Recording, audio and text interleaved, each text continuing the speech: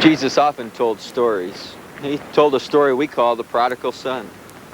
It could be our story, really, because there have been some times we've gotten a long ways away from God. Jesus tells about a father and his two sons, the youngest who asks for his inheritance and after a few days takes the money and his belongings and leaves home.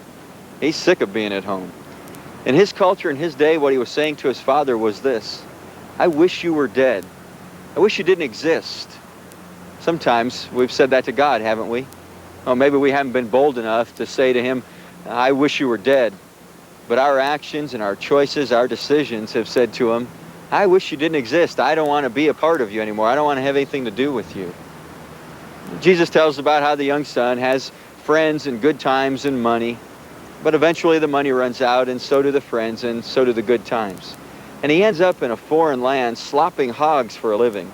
Jesus had enough of a sense of humor that for a young Jewish man, you couldn't get any lower than this.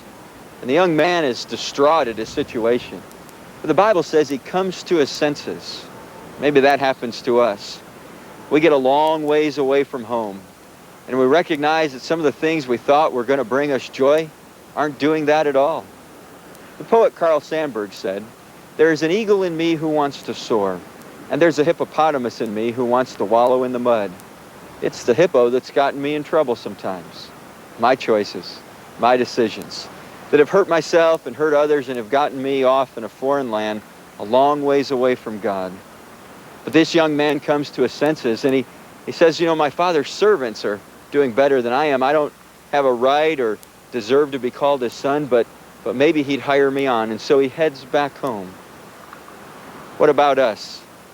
When we come to our senses, you see, the picture we have is God the Father standing on the porch, looking and longing for him. And as the son makes his way home, he runs to him. Who's the story about?